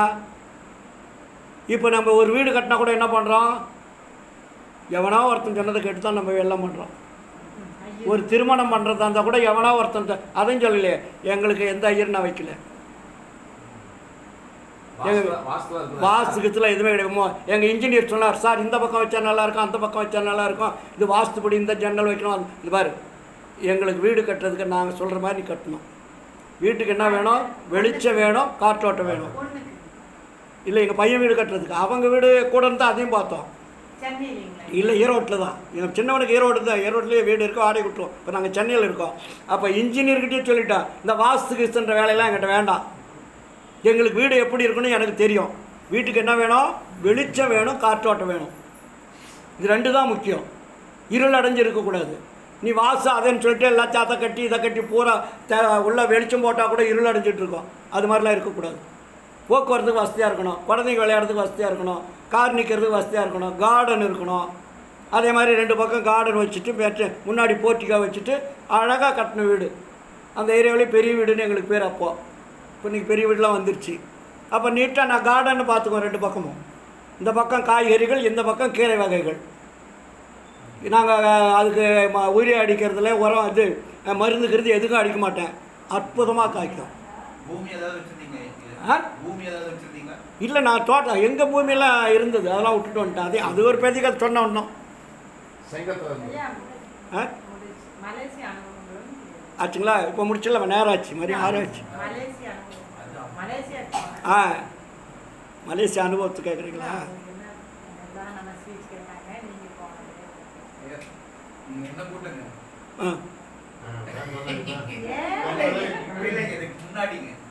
எதுவுமே தெரியாது, சத்தியமாக தெரியாது. எனக்கு அந்த எண்ணமே வந்ததில்லை. எனக்கு சின்ன வயசுலேருந்தே இந்த ஜாதி சமயம் மதம் என்ற எண்ணமே வந்ததில்லை, சின்ன வயசுலேருந்தே. ஆனால் ஒன்று தெரியும், எங்கள் அப்பா வந்து ஜாதகம் பார்க்குறதுக்கு ஒரு ஜோதிடரை கூப்பிட்டு வந்தார். அப்போ வந்து நான் சின்ன பையன், ஒரு 5 வயசு 6 வயசு இருக்கும். அவர் ஒரு நோட்டில் 40 பக்கம் நோட்டில் ஜாதகம் எழுதி வச்சுருக்காரு. அப்போ என்ன சொல்லியிருக்காருன்னா, இந்த பையன் கேட்ட நட்சத்திரம், கேட்ட நட்சத்திரத்தில் பிறந்திருக்கான். அப்போ நான் எங்கள் அப்பாவுக்கு 8வது பையன். எங்கள் அப்பாவுக்கு 2 மனைவி, ஒரு மனைவிக்கு 4 குழந்தை, 2வது மனைவி கல்யாணம் பண்ணி 2வது மனைவிக்கு நான் 8வது கடைசி பையன். அப்போ வந்து எங்களுக்கு வந்து அப்போ அடக்கரை நெஞ்சுன்னு அந்த காலத்தில் பேர், நஞ்ச பயிர். ஒரு நாளைக்கு தண்ணி எங்கள் கிணத்துல வடியவே வடியாது, விவசாயி தான் நாங்கள். எங்கள் தண்ணி எங்கள் வயக்காட்டெலாம் தாண்டி தான் அந்த பக்கம் தண்ணி போகணும், ஏரி நேரம்னாலும். ஏரி மதுவடி கழனின்னு பேர். அப்படிப்பட்ட சொத்துலாம் எங்கள் அப்பா சம்பாதிச்சு வச்சார். அந்த சொத்துலாம் கூட நான் தூக்கி போட்டு வந்தேன். அதுதான் தெரியுமா தவிர அந்த ஜாதி கோத்திரம் கத்திரம்லாம் எதுவுமே தெரியாது. ஆனால் எங்கள் அப்பா வந்து சிவபக்தர். சிவபக்தர் மீன்ஸ் சிவபக்தர் கூட சொல்ல மாட்டார், முருகனை வழிபடுறவர். அதனால தான் எனக்கு கதிர்வேல்னு பேர் வச்சார், எங்கள் அண்ணனுக்கு சண்முகன்னு பேர் வச்சார். அதுதான் தெரியும். அதுக்கப்புறம் எனக்கு ஜாதி சமயம் அது நான் புரட்சிலாம் பண்ணியிருக்கேன் ஈரோட்டில், எங்கள் ஊரில் சின்ன வயசுலேயே. எங்கள் இந்த தாழ்த்தப்பட்ட ஜாதியெல்லாம் உள்ளே விடமாட்டாங்க சார். இப்போ சாப்பிடிய என்ன சொல்லுவாங்க, விடமாட்டாங்க, தெருவிலே விடமாட்டாங்க எனக்கு தெரிஞ்சு. அப்போ எங்கள் அப்பா வீட்டில் எங்கள் அப்பா வந்து நாட்டாண்மை. அப்போ ஏதாவது தப்பு பண்ணிட்டாக்கா மடைக்கார ரோட்டு கம்பம் இருக்குது, அந்த கம்பத்தில் கட்டி போட்டு அடிப்பாங்க. தப்பு பண்ணுறவனே திருடுறவன்லாம். மடைக்கார ரோடு அந்த 2 பந்தல் மாதிரி இருக்கும், மத்தல கம்பம் இருக்கும். எனக்கு நான் கண்ணில் பார்த்துருக்கேன். ஒரு 5 ரூபா 10 ரூபாய்க்கெல்லாம் பிரச்சனை பண்ணுவாங்க. அது எங்கள் அப்பா தீர்த்து வைப்பார். நீ எவ்வளோ பணம் கொடுக்கணும்? 5 ரூபா. நீ எப்படா வாங்கின? சார் வாங்கினேன். இப்போ நாள் கொடுக்க முடியுமா? சார் இப்போ பணம் இல்லை. ஏப்பா 5 நாள் கொடுக்கலாம், வாங்க முடியுமா? இல்லை சார் பணம் வேணும். இப்போ என்ன தான் பண்ணலாம்? ஐயா எனக்கு பணம் தான் வாழ்க்கை இல்லாட்டி இவன் கொடுத்தவன், அவன் இல்லை. சரி நீ 5 ரூபா நான் கொடுக்குறேன், அவனை கழிச்சு விடு. இவர் கொடுத்துருவார். அப்படி அந்த காலத்தில் ஒரு 5 ரூபாய்க்கு அடிச்சுக்கோங்க. இப்போல்லாம் இன்றைக்கி 5 ரூபா 5000 50,000 மாதிரி. அப்போ அது மாதிரி காலத்தில் இந்த சேரியிலேருந்து வருவாங்கல்ல, எங்கள் வீட்டில் தோட்ட வேலை செய்கிறவங்களாம் அந்த சேரி குரூப்லாம் வருவாங்க. சேரின்னு கூட சொல்லக்கூடாது, தாழ்த்தப்பட்ட மக்கள் சொல்கிறாங்க. அவங்க என்ன பண்ணுவாங்க, என் குழந்தை நான் வந்து 3 வயசு 4 வயசு எனக்கு இன்னும் ஞாபகம் இருக்குது, எனக்கு தூக்கிட்டு போயிடுவாங்க. ஏன்னா எங்கள் தோட்டத்தில் எல்லாம் வேலை செய்வாங்கன்னா கொஞ்சம் தொழுதுன்னு இருக்கிறதுனால இவங்க என்ன பண்ணுவாங்க, தூக்கிட்டு அவங்க ஏரியாவை கூட்டிகிட்டு போயிடுவாங்க. கூட்டிகிட்டு போயிட்டு எனக்கு இன்றைக்கி ஞாபகம் இருக்குது, அவங்க வீட்டில் வெல்லம் வச்சுருப்பாங்க சட்டியில். அப்போ வெள்ளம் சட்டியில் வச்சுருப்பாங்க. அந்த சட்டியை உடைச்சி, அந்த சட்டியில் இருக்கிற வெள்ளத்தை உடைச்சி இவளுக்கு கொடுத்து என்னை தின்ன வச்சு கூப்பிட்டு வருவாங்க. இன்னும் எனக்கு ஞாபகம் இருக்குது. இல்லை அந்த அது அவங்கக்கிட்ட தான் இருக்குது இனிப்பு. அப்போல்லாம் ஒன்றும் இருக்காது பாவம். அப்படிலாம் வளர்த்தாங்க. அதுக்கப்புறம் என்ன பண்ணிச்சு, அவங்க எங்கள் வீட்டில் வந்து வேலை செய்கிறதுக்கு தாழ்த்தப்பட்டவங்க யாரும் வரக்கூடாதுன்னுவாங்க. எல்லா வீட்டையும் வந்து அவங்க வாசல் தெளிக்கணும், வீடை கூட்டணும், வெளியே கூட்டணும், இவ்வளோ தான் வேலை. ஆனால் வீட்டுக்குள்ளே வரக்கூடாது. நான் ஈரோட்டில் என்ன பண்ணேன்னா, எங்கள் வீட்டுக்கு வேலைக்காரி வேணும். வேலைக்காரி வேணும்னா எங்கள் வீட்டில் வந்து ஒய்ஃபு எல்லா வேலையும் பார்த்துக்க, குழந்தைங்களை பிடிக்க, உள்ள பாத்திரங்களும் எல்லாம். இதுக்கு என்னாச்சுன்னா வேலைக்காரி கொஞ்சம் டிமாண்ட். அப்போ என்ன பண்ணிட்டேன், எங்கள் தோட்டம் வாசல் கூட்டுறவெல்லாம் இருப்பாப்புல. அந்த பிள்ளை என்ன பண்ணிட்டேன், இனிமேல் வந்து நீ பாத்திரங்களும் வீடை கூட்டு வீடெல்லாம் சுத்தம் பண்ணி வீட்டில் விட்டோம். யார்? அந்த தாழ்த்தப்பட்ட பொண்ணை. வீட்டில் வந்து பாத்திரங்களை வருது, வீட்டை கூட்டுறது, எல்லா வேலையும் பண்ணிக்கிட்டு. வெளியே லைட்டு போடப்பா, அவர் இல்லையா? இல்லை அங்கே வெளியே போடணும்.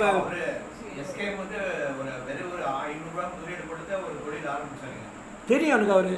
அவர் கடையாக முட்டை போட்டவர், பையில் வச்சுக்கிட்டு சைக்கிளில் கொண்டு போய் கடையாக முட்டை போட்டு அதுக்கப்புறம் தான் அவர் கொஞ்சம் கொஞ்சமாக பெரிய ஆளானது. அதுதான் அது பெரிய கதை. A to Z எனக்கு தெரியும், நம்ம ஊர் தானே ஆச்சுங்களா. இது மாதிரி அதில் ஒரு புரட்சி பண்ணேன். அந்த வீட்டில் கொண்டாந்து அவங்கள வேலை வாங்கினதுக்கு அந்த ஏரியா பூரா எங்களுக்கு எதிர்ப்பு.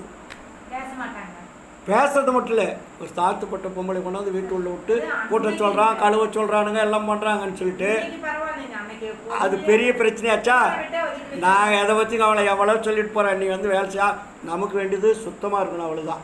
நான் என்ன நினைப்பேன், நீ ஜாதி பேதமெல்லாம் கிடையாது, சுத்தமாக இருக்கிறியா, சுத்தமாக செய்கிறியா, அவ்வளோதான். அதே சொந்த பந்தம் இருக்கும், மோசமாக இருப்பாங்க பார்க்குறதுக்கு, ஆனால் அவளை வச்சு வேலை வாங்குவாங்க, பார்க்கவே சகிக்காது. இவன் நல்லாவும் இருப்பா, சுத்தமாக இருப்பா, நீட்டாக செய்வான். அப்போ நமக்கு வேண்டியது நீட்னஸ், ஆள் ஜாதி இல்லை அப்படின்னு சொல்லிட்டு எங்கள் ஒய்ஃபுக்கு வந்து எல்லாம் பண்ணி பிரச்சனை கிளப்பி அதுக்கப்புறம் 2-3 வருஷம் ஆச்சு. அவங்க வீட்டுக்கு ஆள் இல்லை. இப்போ எல்லா வீட்லேயுமே யார் வேணாலும் சேர்த்துக்கிற அளவுக்கு ஆயிடுச்சு. அப்படி மாறிடுச்சு. இன்றைக்கி சென்னையில் இருக்கிறவங்களாம் யார் வீட்டு வேலை செய்கிறவங்களாம் ஜாதியாவது, மதமாவது, குலமாவது, கோத்திரமாவது எல்லாம் மாற்றிட்டார் வள்ளல் பெருமான். அப்போ எதுக்கு சொல்ல வரேன்னா, எப்பொழுது நீங்கள் ஜாதி சமய மதன்ற வெறியிலிருந்து சன்மார்க்கத்தில் இருந்தீங்கன்னா ஒரு துளி கூட இறைவன் உங்களை கவனிக்க மாட்டார். அதனால தான் வள்ளலார் சொல்லு, ஜாதி சமய சழக்கை விட்டேன் அருள் ஜோதியை கண்டேன்னாரு. அழகாக சொல்லுவார், ஜாதி சமய சழக்கை விட்டேன் அருள் ஜோதியை கண்டேன்றாரு. இன்றைக்கி நம்ம என்ன பண்ணியிருக்கோம், ஜாதியை விடலை, மதத்தை விடலை, சமயத்தை விடலை. இறைவன் ஜாதியை உற்பத்தி பண்ணாரா, சமயத்தை உற்பத்தி பண்ணாரா, மதத்தை உற்பத்தி பண்ணாரா? எதுவுமே உற்பத்தி பண்ணல கடவுள். இவர்கள் உற்பத்தி பண்ணதில் அவங்கள ஆதிக்கம் செலுத்தி எல்லாரையும் அடிமைகளாக்கி நாட்டையே குட்டிச்சோறு பண்ணிட்டாங்க.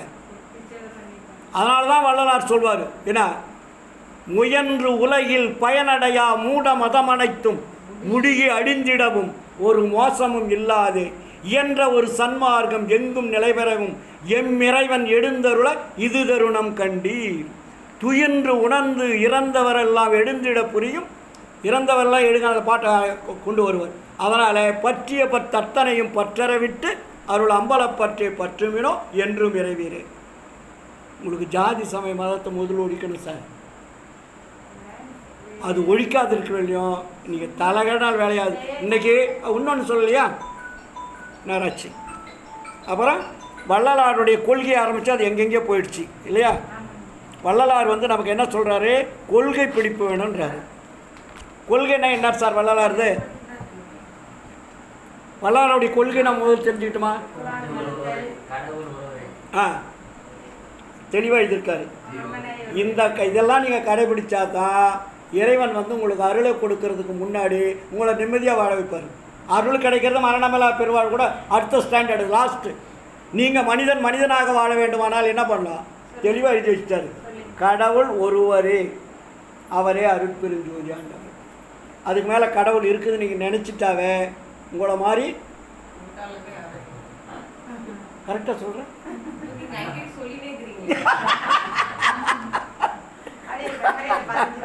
அதுக்கப்புறம் என்ன சொல்கிறாரு? சிறு தெய்வ வழிபாடு கூடாது. சிறு தெய்வ நம்ம அதை தான் அதிகமாக பண்ணிக்கிட்டு இருக்கிறோம். மூன்றாவது, தெய்வங்கள் பெயரால் உயிர் பலி செய்யக்கூடாது. கடவுள் பெயரை வச்சுக்கிட்டு உயிர் பலி செஞ்சு சாப்பிட்றாங்கள கூடாது. ரெண்டாவது, ஜீவகாருண்யமே மோட்ச வீட்டின் திறவுகோல். மோட்சன்னு ஒரு இருக்குதுன்னா, திறவுகோல் இருக்குன்னா, அந்த திறவுகோலை பெறுவதற்கு என்ன வேணும்? ஜீவகாருண்யம் வேணும். அதுக்கப்புறம் உயிர் இறக்கமே கடவுள் வழிபாடு. வழிபாடுன்னா அபிஷேகம் செய்கிறது, ஆராதனை செய்கிறது, அங்கப்பிரதனை செய்கிறது, வேலு குத்துறது, காவடி எடுக்கிறது, இதெல்லாம் வழிபாடு கிடையாது. வழிபாடு என்னென்னா உயிர்களுக்கு உபகாரம் செய்வது தான் வழிபாடு. இதைத்தான் நீங்கள் ஸ்ட்ராங்காக பிடிக்கணும். கடவுள் வழிபாடுனா போய் அங்கப்பிரதட்சம் செய்கிறது, நவகங்களை சுற்றுறது, கோயிலை சுற்றுறது, கும்பாபிஷேகம் பண்ணுறது, படையல் வைக்கிறது, பகிர்ந்து தின்றதுலாம் வழிபாடு கிடையாது. உயிர் இறக்கமே கடவுள் வழிபாடு. ஆமாம் ஆமாம். ஒவ்வொரு நாளும் எந்தெந்த உயிருக்கு உபகாரம் செஞ்சு நீங்கள் பட்டியல் போட்டு பார்க்கணும். உயிர் பலி செய்யக்கூடாது. புலால் உண்ணவே கூடாது. எந்த காலத்துக்கு கனவுல கூட நனவுல கூட புலால் சாப்பிட்றாண்ட எண்ணம் வந்துருச்சுன்னா துன்பம் தொலைவே தொலையாது. ஆச்சுங்களா? இறந்தவரை புதைக்க வேண்டும், எரிக்கக்கூடாது. இது ஒரு நாளைக்கு சப்ஜெக்டாக பேசுவோம். அப்போ ஏன் புதைக்கணும், ஏன் எரிக்கக்கூடாது அப்படின்றது ஒரு பெரிய சப்ஜெக்ட்டு. இப்போ நிறைய பேர் நம்ம என்ன பண்ணுறோம்? கொளுத்திடுறோம். இல்லாட்டி கவர்மெண்ட்டு இது வச்சுருக்காங்க, கரண்ட்டில் கொடுத்து. நான் என்னுடைய கேள்வி ஒன்று வைக்கிறதுக்கு முன்னாடி, இப்படி சென்னை, திருப்பூர், ஈரோடு இந்த இடங்களெல்லாம் பறந்து நகரமாகி போச்சு. நகரம் வந்து நரகமாகி போச்சு. இப்போ இதுக்கு என்ன பதில்? நம்ம வேணும் கிராமத்தில் இருக்கிற ஏதோ சொல்கிறோம், ஏதோ பண்ணுறோம். அங்கேயும் சிலது என்ற ஜாதி சடங்கு முறை எரிக்கிறான்னு விட்டு தொலைக்கிறோமோ சொல்கிறோமோ. ஆனால் இது இப்படி சமாளித்து துலங்குற காலத்தில் இடம் இல்லைங்கிறான், மின்சாரத்தை கண்டுபிடிக்கிறான். இதுக்கெல்லாம் என்ன செய்யறது? அதுக்கு நம்ம இடம் கொடுக்கக்கூடாது. நம்ம வந்து எங்கே புதைக்கிற இடம், இந்த உலகம் பூரா இடம் நிறைய இருக்குது. நம்ம ஏதோ மின்சாரத்தில் போனால் 2 நிமிஷத்தில் வேலை முடிஞ்சு நாங்கள் கொண்டு போயிடுறோம் இல்லைங்களா? சுடுகாடு நிறைய இருக்குது, இடுகாடு நிறைய இருக்குது. இடுகாட்டில் வந்து கொளுத்துற இடத்துக்கு போகக்கூடாது. ஏதோ ஒரு இடத்துல புதைச்சிடலாம். சரி, நீங்கள் தான் எரிக்கிறீங்க, கொளுத்துறீங்க இல்லைங்களா? இப்போ கிறிஸ்துவ தான் புதைக்குது, இஸ்லாம தான். இப்போ அவங்களுக்கு இடம் இல்லையா? அந்த உலகத்தில் உங்களுக்கு மட்டும்தான் இடம் இல்லையா? அவங்களுக்கு இல்லை, அவங்களுக்கு இருக்கா? இதெல்லாம் ஏமாத்துற பதில். நீங்கள் மின்சாரத்துக்கு போனால் உங்களுக்கு ஈஸியாக வேலை முடிஞ்சிடும். 2 நிமிஷத்தில் வேலை முடிஞ்சிடும். வந்து சோற வைக்க தரலாம், இல்லாட்டி எங்கேயா போகலான்னு அங்கே போகிறது. ஒரு நேரத்தில் வேலை முடிஞ்சிருந்துன்னு கொண்டு போயிடுது. இப்போ எங்கள் மாமனார் செத்தார், நான் கொண்டு போய் பண்ணோம், அழகாக புதைச்சி தான் வச்சோம். எங்கள் மாமியார் செத்தாங்க, புதைச்சோம், எடுக்கிறது தான், புதைச்சதான். நம்மளுக்கு அந்த தில்லு வேணும். ஆச்சுங்களா? கணவன் இறந்தால் மனைவி தாலி வாங்கக்கூடாது. ஏன்? அதுக்கு அடுத்து அடுத்த மாதம் பேசுவோம், நேராச்சு. கணவன் இருந்தால், ஏன்னா இந்த கணவனுக்கு ஒரு சட்டம், மனைவிக்கு ஒரு சட்டம் கிடையாது. அதே மாதிரி மனைவி இருந்தால் கணவன் வேறு திருமணம் செய்யக்கூடாது. ஆனால் பொம்பளை மட்டும் புருஷன் செத்துட்டா கல்யாணம் பண்ணிக்கூடாது. ஆனால் பொம்பளை செத்துட்டா புருஷன் எத்தனை கல்யாணம் பண்ணிக்கலாம். இதான் சட்டம் இங்கே வச்சுருக்கானுங்க. இதை பூரா அறுத்துட்டார் வள்ளலார். நீங்கள் ஆணுக்கு ஒரு நீதி, பெண்ணுக்கு ஒரு நீதி கிடையாது. நீதினா சமந்தான் இல்லைங்களா? உனக்கு கல்யாணம் பண்ணியா, புருஷனை எடுத்துட்டானா நீ தாலி வாங்காது. ஏன்னா புருஷன் சாவலை, செத்துட்டான்னு நினைக்கிறீங்க. அவன் வேற ஒரு பிறப்பு எடுப்பான். நீ எங்கேயோ போயிட்டான்னு சொல்லிட்டு அவன் கட்டின தாலி எடுக்கக்கூடாது. என் பொண்டாட்டிக்கு 2வது தாலி கட்டியிருக்க நான். ஏன்னா முதல்ல வந்து சாங்கியத்தில் கட்டின தாலி, ஆரம்பத்தில் எங்களுக்கு தெரியாது இல்லையா? அப்போ வந்து அந்த சமுதாயத்தை சார்ந்த தாலி. இப்போ 60ஆம் கல்யாணம் வரும்போது என்ன பண்ணேன், அந்த தாலியை கழட்டிட்டேன், தூக்கி போட்டு இப்போ ஜோதி தான் தாலி. ஜோதி மாதிரி படம் போட்டு 5 பவுனில் செயின், 5 பவுன் செயின், ஒரு ஜோதி, அதான் தாலி. 60ஆம் கல்யாணத்துக்கு தாலியே மாற்றிட்டார். சரிங்க. அதனால் இப்போ அந்த தாலி அழகாக தொங்கிட்டீங்களா என் பொண்டாட்டி எப்போ செத்துருப்பானே தெரியாது ஆச்சுங்களா. மனைவி இருந்தால் கணவன் வேறு திருமணம் செய்யக்கூடாது. அப்புறம் எதுவும் பொது நோக்கம் வேணும். பொதுன்னா பேதம் இல்லாத வாழ்க்கை. நீ உயர்ந்தவன் தாழ்ந்தவன் ஏழை பணக்காரன் நீ மேல் ஜாதி கீழ் ஜாதி இந்த பேதங்களே இருக்கக்கூடாது. ஒரு பொது நோக்கம்னா எல்லாரும் ஏற்றுக்கொள்ளக்கூடியதாக இருக்கணும். அதுக்கு பொது நோக்கம். அப்புறம் வேத ஆகம புராணம் இதிகாசம் முதலியவைகளை நம்பக்கூடாது. உண்மை தெரிவிக்கவில்லை. வேதம் சொல்லுது ஆகமம் சொல்லுது புராணம் சொல்லுதுன்னு நம்பிட்டீங்கன்னா நீங்கள் வேஸ்ட்டு. அடுத்த பிறவி படாத பாடுபடணும். அதே மாதிரி மரணமில்லா பெருவாழ்வு வாழ்ந்திடலாம் கண்டீர். அப்போ இதெல்லாம் நீங்கள் விட்டீங்கன்னா தான் மரணமில்லா பெருவாழ்வுக்கு வரும். ரெண்டாவது நம்ம கற்க வேண்டிய கல்வி என்ன கல்வி? சாகா கல்வி. நம்ம கற்றுக்கிற கல்வி இது இல்லையும் சாகுங்கல்வி. சாகுங்கல்வியை விட்டுட்டு சாகா கல்விக்கு வாங்கன்றாரு. அப்போது இந்த நாட்டை யார் ஆளணுன்றாரு? இந்த நாட்டை இப்போ ஆட்சியாளர்லாம் ஆண்டுகிட்ருக்காங்க இல்லைங்களா. அதனால தான் ஜாதி மதமெல்லாம் அதிகமாகிட்டுருக்கு. அப்போ என்னன்றார் வள்ளலார்? அருள் நயந்த நன்மார்கர் ஆள்கன்றார். கருணையில் ஆட்சி கடிகு ஒழிக அருள் நயந்த நன்மார்கர் ஆள்கன்றாரு. அப்போது ஏழைகளின் பசித்தவித்தலாகிய ஜீவகாருண்யமே கடவுள் வழிபாடு ஆச்சுங்களா. அதுக்கப்புறம் ஜாதி சமய மதங்களில் சிறிதளவு கூட பற்று வைக்கக்கூடாது. கொஞ்சம் கூட பற்று வைக்கக்கூடாது. அப்போ அந்த கடவுள் எங்கே இருக்கிறாரு எங்கே போய் வழிபடணும் நீங்கள் அப்படின்னு நினச்சிங்கன்னா அதுக்காக தான் வள்ளலார் என்ன பண்ணார்?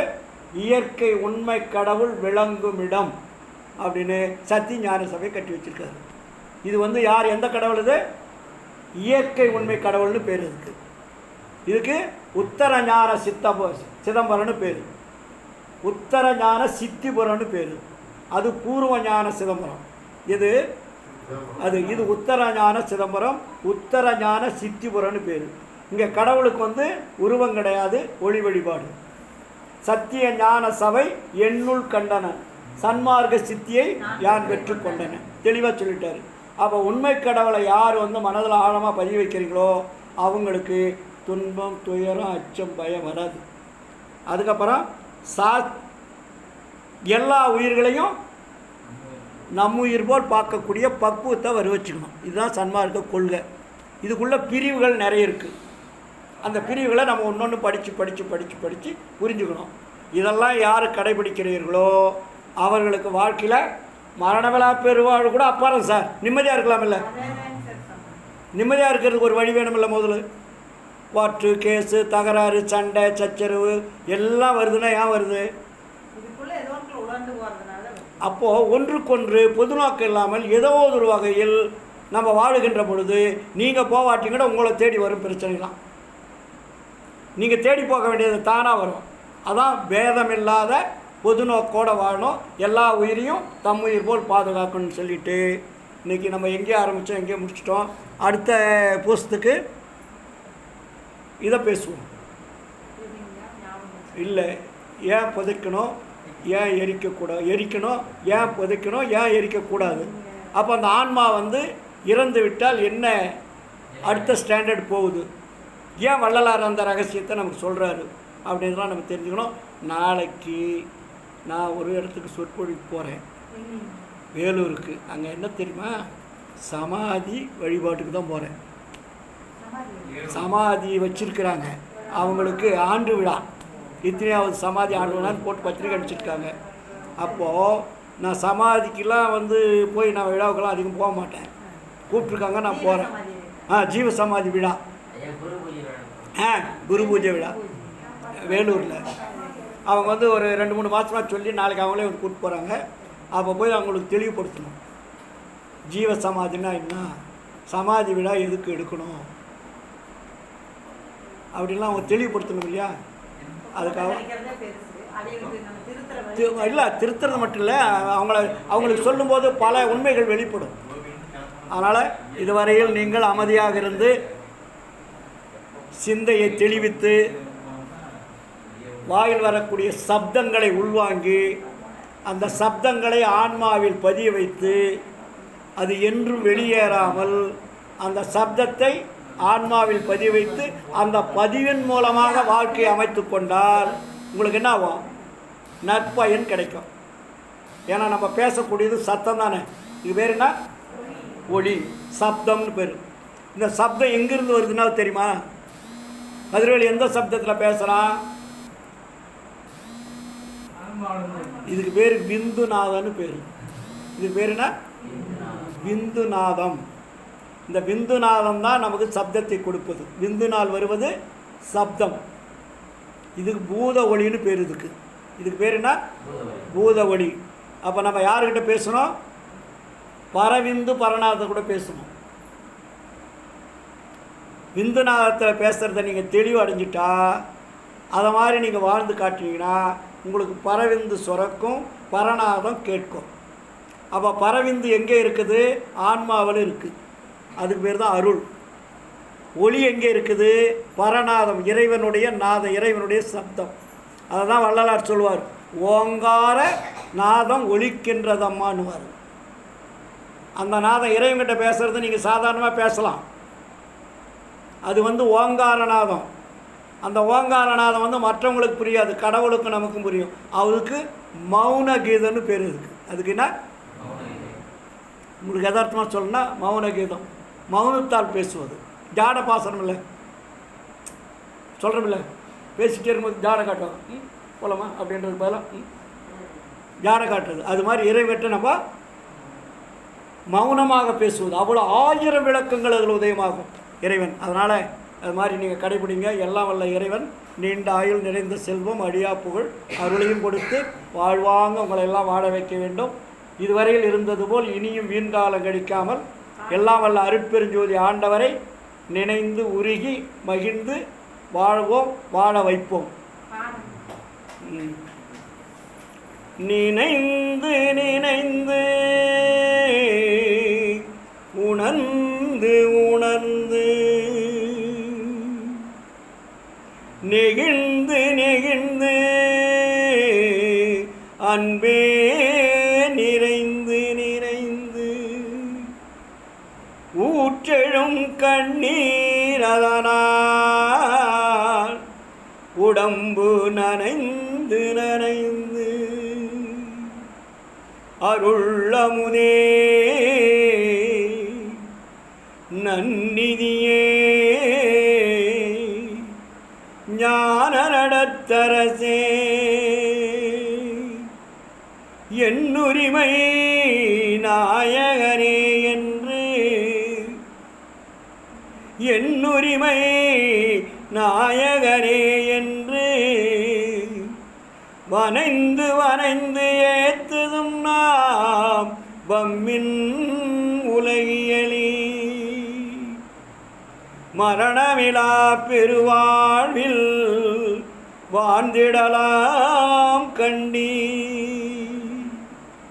புனைந்துரையேன் பொய் புகழேன் சத்தியம் சொல்கின்றேன்.